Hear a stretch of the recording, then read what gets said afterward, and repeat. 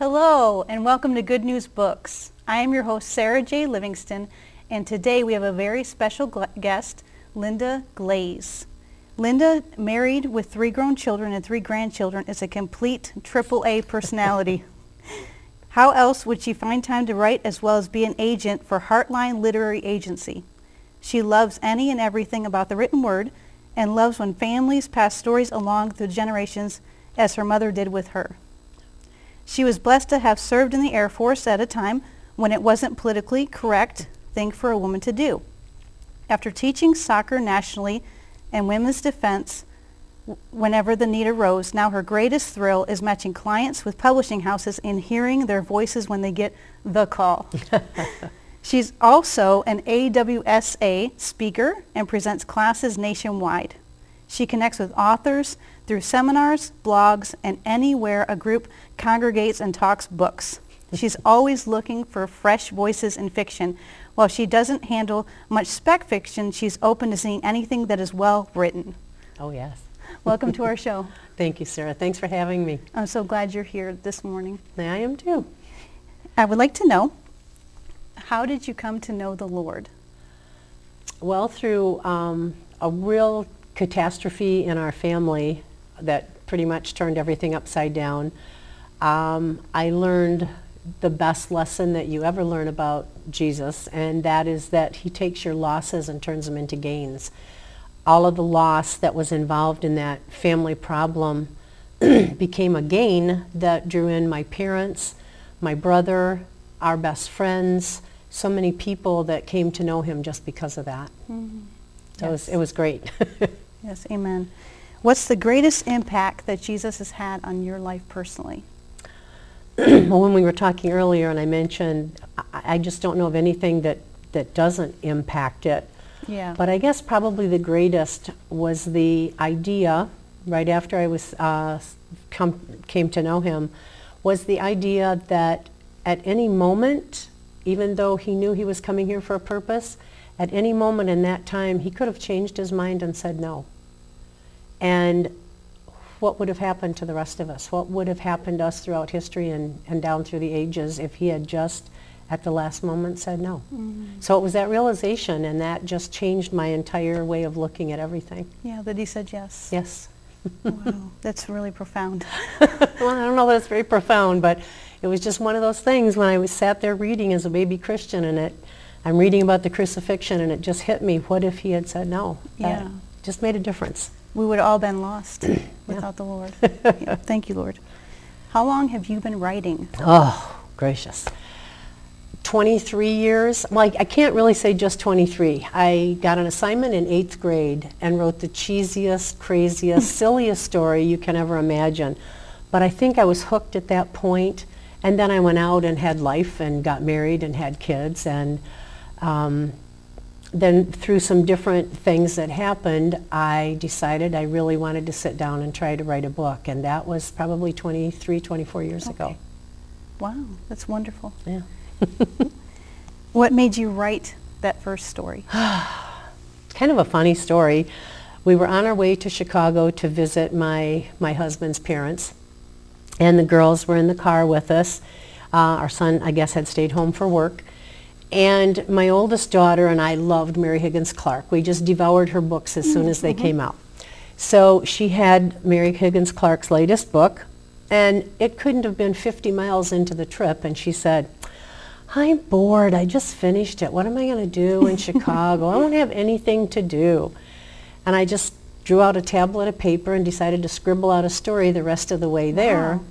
And I ended up with about 60 pages of really terrible writing. But I gave it to her, and she thought it was the neatest idea to actually have a book that her mom had written to read over the weekend. And she liked it so much that when we came back home, I decided to try to put it into a full novel, which I did. Wow. It's really terrible. Oh, I don't know. I don't know. Really You're terrible. One of my favorite authors. It had moving body parts, hands creeping around corners, all the things that writers should never do. Yeah, okay. I kept the copy just to keep me remembering how it was. So you see the progress. Yeah, me too. To see the progress. Yeah, yes. I know what you're saying. How long did it take you to get published? Oh, 18 years, I think. Because I'll be real honest. Okay. super honest, I just thought I was the next best thing to ice cream and hot dogs. And I thought I knew everything there was to know about writing.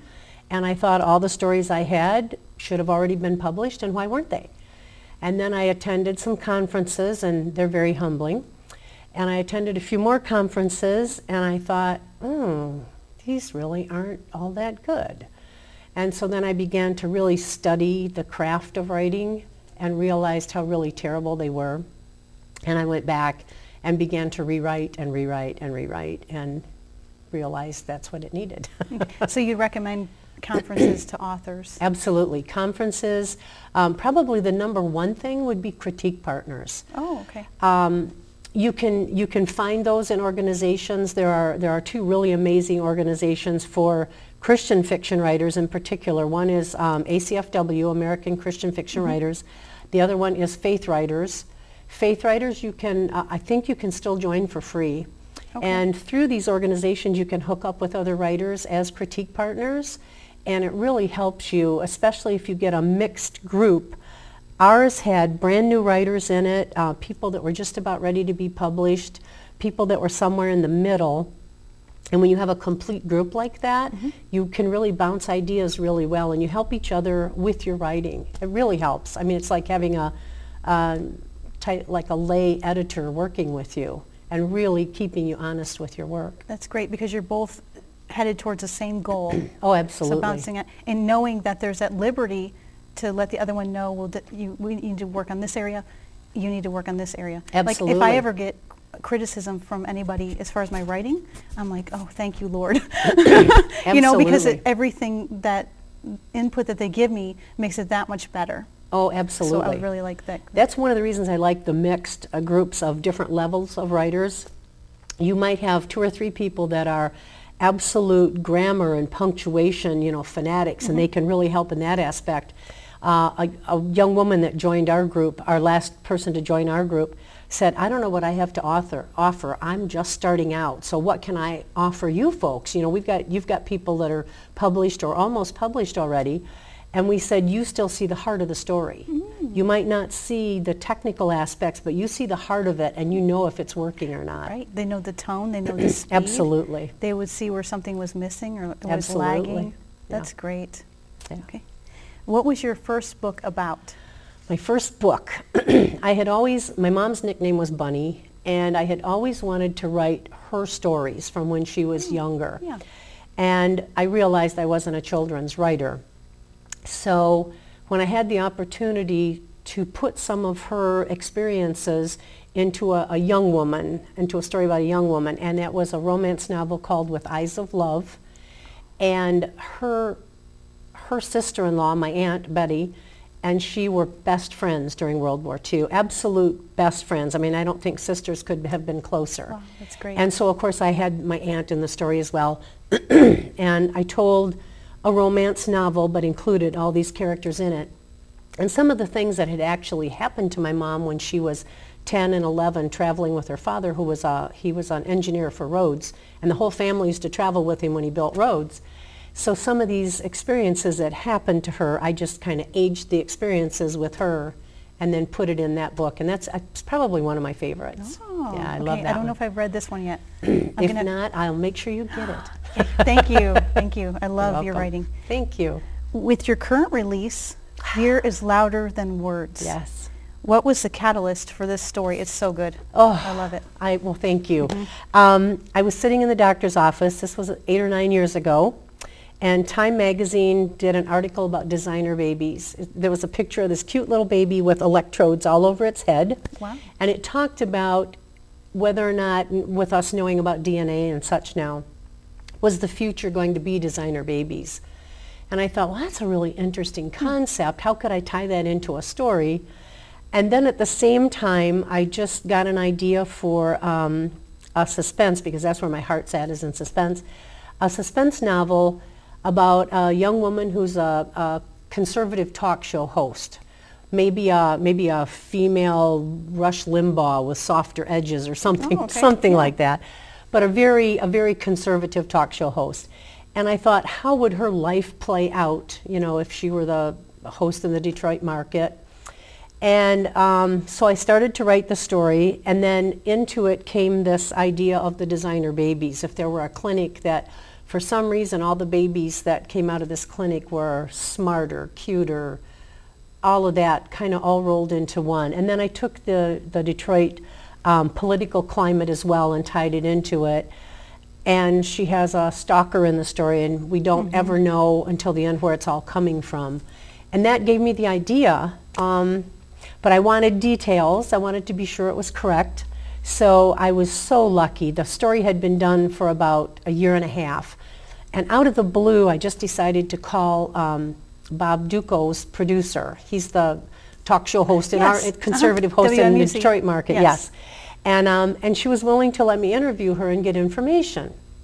And so I sat down and I said, could a stalker really hate someone bad enough to go after them? And she went, oh, absolutely.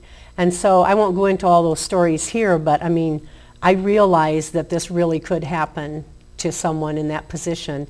And she was so kind and gracious to share all that information with me. And it just really validated what I had written. So, I mean, that was how it came about. Yeah, and a lot of things that most people don't know about authors is that authors have to almost become detectives. Oh, sure. Because we have to like research. Say it's a time era, it's the 70s. You have to research the clothing and the slang. And with the talk show host, you had to research her role and what she would have said on air, or how she would have acted. And it's funny you say that. We had in the first book that I told you about, With Eyes of Love, I desperately wanted to bring some of the era details into it. Yeah. So I really wanted to use Rosie the Riveter, and I wrote her a comment into the story, and then when I looked it up, I realized that my story was 6 months ahead of when Rosie the Riveter came to be. And one of my very young critique partners said, oh, who cares, who will know? And I said, I'll know, it's not correct. Yeah. And she started to laugh, and she's since started writing historicals and is a fanatic now. And then one of the other things was the Burma shave signs. I don't even know if you remember those, but they'd be along the road and they would give all these little bits of advice and sayings. And I wanted one that had something to do with marriage or being engaged. And so I looked up all the Burma shave signs for that time period, and I found one that said, he proposed. And so that was able to go into her slice of, you know, Americana, and it makes the book a little more real. Yeah. Yeah. Yeah, you're right. We turn into detectives and researchers. There was one part in my book where the character is stuck in the car, and they had to bring out the Jaws of Life, but there were not Jaws of Life in '68. So I had to call the fire chief at the local fire station, talk to him, and it actually was called a hydraulic porter power. I believe that's correct. Goodness. And so we had to change it to that, but that's awesome. Yeah, it's fun. Sure, it's nice when you can put those details in a book. Because for some readers who would never pick up a history book, they'll pick up a historical fiction or a historical romance, and you want them to take more than just the romance or whatever type of fiction it is away from the book. You want them to take away some knowledge too. I mean, books aren't just for entertainment; they're also to teach. If you're kind of combining everything. Yeah, I like that. Yeah. Why a story about a conservative talk show host? Oh, you know, I'm not sure how she first squeezed in there. I had just read, believe it or not, I had just read an Ann Coulter book or heard an interview or something, and I thought, wow, she really must have a lot of people that are not happy with a lot of what she's saying. And it just clicked that I wanted to do a story about that. And then I had read another interview or something about I think it was Glenn Beck, and talked about how having to have bodyguards for himself and his family. And I thought, what a terrible way to have to live. Is it really that bad? Right. And that's when I just got the idea that it would be a fun, and there were so many political things going on in Detroit that I wanted to tie into it too. So. And people are really interested in that profession, like what goes on behind the scenes. Oh, absolutely. What do they do? Yeah, that is fun. Well, I think people think it's all glamorous and wonderful, and the fact of the matter is, if because of standing up for what you believe in, you end up having to have bodyguards on your family. It can't be very glamorous, it can get a lot of persecution. Sure. Yeah, anytime anybody voices anything that Yeah. But I kind of wanted to show both sides of it too, so I thought coming from the stalker's point of view and how her words could be hurtful, and then also from her point of view, at least it would help people to understand there's two sides to every story. Yeah. Yeah, it's good. It's real good. I'm glad you like it. Just can't put it down.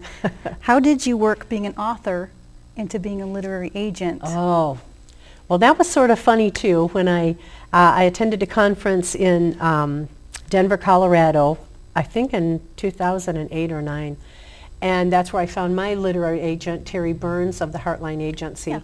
And when we got back, and he'd send me things to redo and to edit, and when I'd send it back to him, he finally said, I like the way you edit and do this. I like the way you look at these things. He said, would you like to be an assistant? And he says, I'll send you some proposals to look at and kind of teach you about the industry and such. And I thought, well, sure, that'd be fun. You know, when I'm not busy writing, that'll give me something else to work on. And I really liked it, really enjoyed it. And then an opening came up at the agency he worked for, and he said, why don't you talk to Joyce and see if, and I said, well, what do I have to offer? He says, well, you've been working with me for 2 years. He says, I've taught you everything I know. He said, and he thought I had a good eye for books, so we'll find out. But she took me on as an agent, and I've loved it, really enjoyed it. What all does it entail? Well, I get submissions from people, total strangers for the most part, and except the people I meet at conferences and such and have appointments with. But people will send me their submissions, and I look at them and make a decision whether it's something I would personally handle. Some just aren't. I handle mostly inspirational or secular work that has no swearing or graphic sexuality in it. Mm-hmm. Is it something my agency would want to see me handle? Would it be something I'd be proud of as a finished product? Is their writing strong enough? And do I think I know someone in the market that might be looking for something like that? So sometimes I turn down perfectly wonderful submissions and books, and that's because I just don't have anywhere that I could really take it. I just don't know where it should go, how it would fit. Mm-hmm. And so for me, it's just not a fit. Mm-hmm. What would you suggest to a new author? Do you have any tips or suggestions? I do. Okay. Who's looking to publish?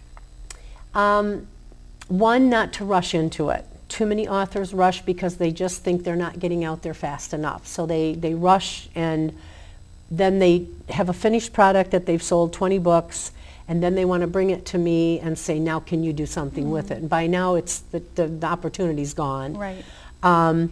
I would say hone your craft like crazy. Learn everything you can. There are so many free classes online. I mean, so many, just a ton. Learn every single thing you can about the industry. Be realistic in your expectations. Chances are very slim that you're going to send a book to an agent and they're going to write you back 5 minutes later and say, this is going to be a bestseller. When you approach an agency, after you've had critique partners and friends other than mom and your cousin and your best friend read it, mm-hmm. You've had critique partners or an editor go through it and make sure it's as good as possible, then you're going to want to approach an agent. When you do, don't tell them it's the next greatest thing that's ever happened to writing. Just send it to them. If they say no, back away. Don't stalk them. It gets really creepy. Uh-oh. Oh, yes. Uh-oh. And then once you find an agent, then now it's their job to help you, make some changes if necessary and to get it to the publishing world. Okay. And hopefully find you a home somewhere. Yeah, so that's some of the pros of having an agent. Oh, absolutely. Yeah. Yeah. They know the market, and they can be real, if they're very honest with you, and there are rewrites necessary, they'll help you get that done. I'm very hands-on. Okay. Some are more hands-on than others. Some won't even accept it until it's just perfect and ready to go. I'm pretty hands-on because I see something and I just really love the story, and I'd rather help them get it to the level it should be at rather than just say no. Yeah. So if somebody wanted to contact you, how would they go about doing that? They can go to Heartline Literary Agency, okay. Look over our site really well, see what we handle, what we don't. You'd be surprised when we are an inspirational agency, and we tell people that that's what we handle mostly, even though we handle some secular, but we'll say we don't handle erotica, we don't handle this. And Right. you'd be surprised how many submissions I still get for that. Really? Oh, no. Oh, yes. Okay. So the best thing you can do is go to our site, look at what each of us handles as agents, and then put together the proper nonfiction or fiction proposal, and then send it to us. Okay, great. Yeah. And I suggest you do that. How does your Christian walk affect your writing? At first I wrote secular. I wanted to write like Mary Higgins Clark. I really did. And I just wanted it to be clean fiction, but secular fiction. And I had two friends who just kept telling me, you should be writing inspirational. You really should. You should write inspirational. I said, no, I really don't feel like I'm called to do that. I feel like I'm called to write clean material for the secular market. But nothing ever happened. I had a few doors open, a few agencies, a few did certain rewrites and this and that, but I know what was missing. They wanted a larger, they wanted more secular in it than I was willing to give. Yeah. And so I finally decided, okay, I'll try it. I met the senior editor of Zondervan's at a secular conference that I attended. He was doing a small Christian workshop. And I thought, well, I'll just go in and listen and see. And very nice man, really helpful. Looked at the work for a few months before he said no, it was too secular for Christian. And he sent it to HarperCollins, their sister company, and they said no, it was too Christian for them. And I thought, I'm sitting on the fence post. You're I'm teetering, just, yeah, right there in I'm the middle. trying to not do one and not do the other, or to do both. Yeah. So it was at that point that I jumped to the inspirational side and decided to write. So it affects everything. It affects how your characters move and breathe, and I prefer to have a subtle message, not a beat you over the head Christian Same here. message. Yeah. In fact, this last one I think was still a little too strong a Christian message. I think it could have been done a little more subtly yet, but I think you handled it. I hope it's getting beautifully. there. Oh, thank you. Yes, you did. Yeah. It's just intense, edge of your seat I kind hope of thriller, so. and you're like, wow. I hope so. That's what that's where my heart's at, is with the suspense. My Yeah. favorite. Yeah. Is this your first suspense novel, or? I put a little bit into my others that I wrote, the real sweet romances that I wrote. In fact, I got told a couple times, oh, you're really not supposed to get quite that, intense in these books. They're just sweet romances. And that was a little disappointing because I Yeah. really love the suspense angle. No, I have 5 more suspense novels that all need to be rewritten, but that are waiting right now for me to do something with. Okay. Great. Yay. That was what I was going to ask you next. Was there any books that you have that you haven't published yet? Yes, I have 5 others. The one that I'm working on right now, I have a series, a Susan Bassett series about a female PI. I guess you could say an inspirational Janet Ivanovich, although I hate to even put her name in league with mine because she's just a brilliant, brilliant, brilliant writer. But it would be along that line. It would be a character who's a Christian, but she still faces everything that every other PI or person has to face. That's a series I'm working on. The other novel that I'm working on is the story of a mom who took her daughter to a birthday sleepover. And when she returned the next morning, the entire house was empty. All the girls were gone. No one was Oh my there goodness. anymore. Yeah. Oh, wow. That sounds intense. Love that one. I took my youngest, was 12, and I took her to a birthday sleepover one night. And we had literally a blizzard. It was a horrible one here in New Baltimore. In Michigan, that's hard to believe. Yeah, it was terrible. For our side of the state, it was a pretty big one. Yeah. And she, as I got her there, she goes, Mom, I forgot my pillow, and I got to have my own pillow. So I drove home, and I realized how bad the roads were already getting, and I thought, oh, this is bad, and this was pre-cell phone. Yeah. So I drove back her pillow, and that's when I got the idea, because I'm a worrier of the nth degree, and I sat there and I went, ooh, what if she needed me? Do I really know these people well enough for her to have a sleepover? What if she were younger and couldn't even call me? And I went home, and while she was gone that weekend, I wrote a summary of this story, and it's exactly what happened, only it was 5-year-olds going to a birthday party, and then the mom gets back, and the girls are gone forever. And now that it's been updated to today's, that was 20 years ago, now that I've updated it, it also involves human trafficking now, so Oh, okay. it could be good. Yeah, it sounds like it's going to be I hope great. it's going to be. Yeah. Yeah.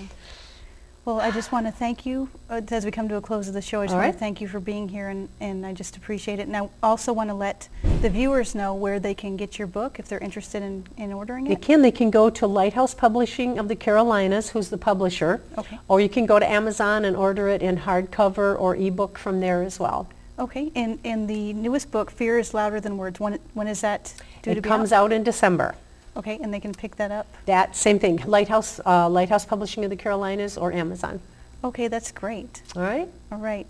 I wanted to thank you again for being here. Thank you so much for having me. Yeah. And I would like to also say to the viewers to remember to keep sharing the good news. Amen.